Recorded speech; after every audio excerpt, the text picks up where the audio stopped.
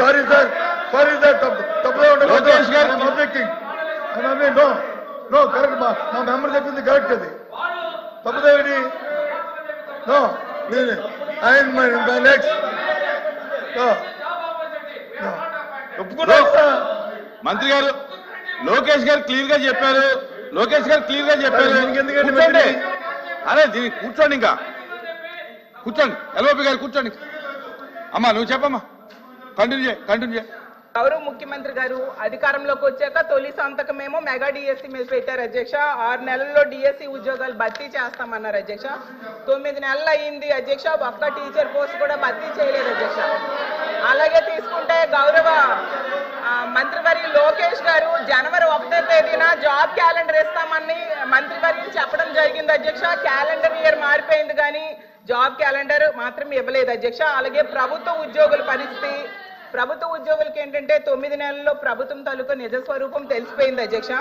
ఎందుకంటే ఒక్క డిఏ కూడా 9 నెలల్లో ఇవ్వలేదు అధ్యక్ష. అసలు ఒక్క డిఏ కూడా ఇవ్వని ఏడాది ఏదైనా ఉందంటే అది ఈ కూటమి ప్రభుత్వంలో ఉన్న ఈ పరిపాలనలోనే అధ్యక్ష. అలాగే అధికారంలోకి రాగానే ఐఆర్ ఇస్తామన్నారు అధ్యక్ష. 9 నెలలు అయింది, 9 పైసలు కూడా ఇవ్వలేదు అధ్యక్ష. ఉద్యోగులకేమో పిఆర్సీ ఇస్తామన్నారు అధ్యక్ష. గతంలో జగన్మోహన్ రెడ్డి గారు వేసిన పిఆర్సీ కమిషన్ చైర్మన్ ఏమో బెదిరించి రాజీనామా చేయించారు అధ్యక్ష. ఇప్పుడు 9 నెలలు అయినా కూడా కొత్త చైర్మన్ ని అపాయింట్ చేయలేదు అధ్యక్ష.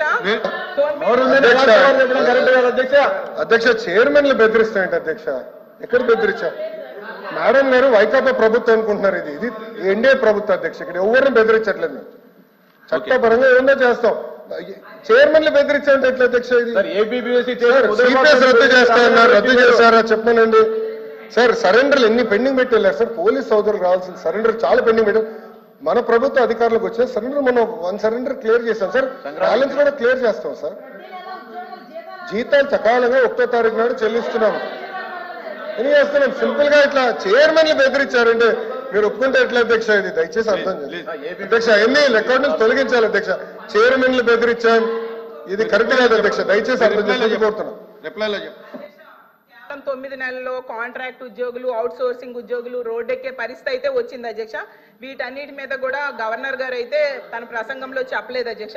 అలాగే చంద్రబాబు నాయుడు గారు, పవన్ కళ్యాణ్ గారు వీళ్ళు లేకపోతే మోడీ గారు ప్రభుత్వమే ఉండదు అనేసి పెద్దలందరూ చెప్తూ ఉంటారు అధ్యక్ష. అంటే చాలా మంచి అవకాశం. నేను ఒప్పుకోవట్లేదు. ఐఎమ్ సారీ అధ్యక్ష. No no no no no. ఎవరు చెప్పారు అధ్యక్ష? అది ఎవరు చెప్పారమ్మా? ఎవరు చెప్పారు తల్లి? ఎవరు చెప్పారు సార్? అధ్యక్ష